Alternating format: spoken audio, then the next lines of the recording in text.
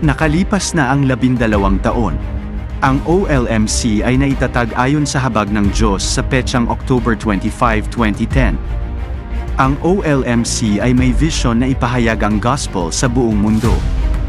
Ito ay may temang, To the End of the Land for All to Listen, at ang OLMC ay simbahan na naghanda ng 10 taon para sa sagot na 1,000 taon.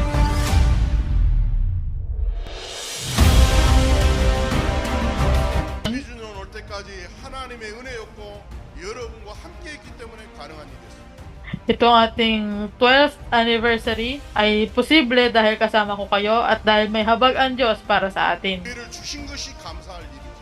Napakahalagang pagpapala nito kaya tayo ay magpasalamat. 그리스도와 하나님 나라 성령 충만만 받으시기 바랍니다. Tanggapin natin yung Only Christ, Kingdom of God at filling of the Holy Spirit. Mula umpisa hanggang ngayon ay walang ibang pinanghawakan na tipan maliban sa tipan ng tanging Kristo, tanging kaharian ng Diyos at tanging pagpuspos ng banal na Espiritu.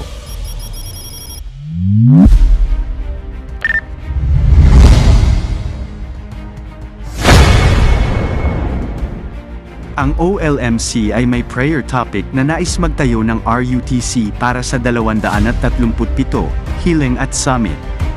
RUTC na maging 3 Coritard para sa mga Gentiles, para sa mga bata at Courtirad para sa panalangin. At ito ay maging watchtower, platform at antena.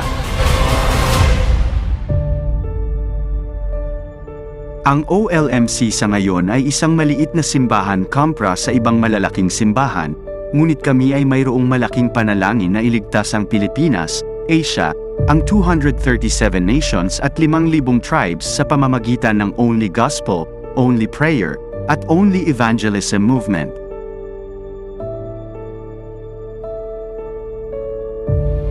Sa pang 13th anniversary namin, kami ay nasa maliit lamang na bilang.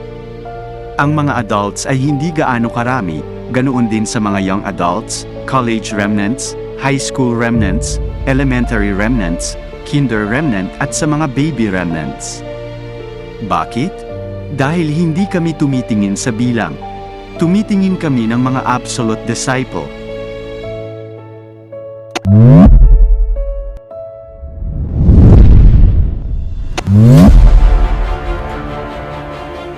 Ito ay mga bartizan.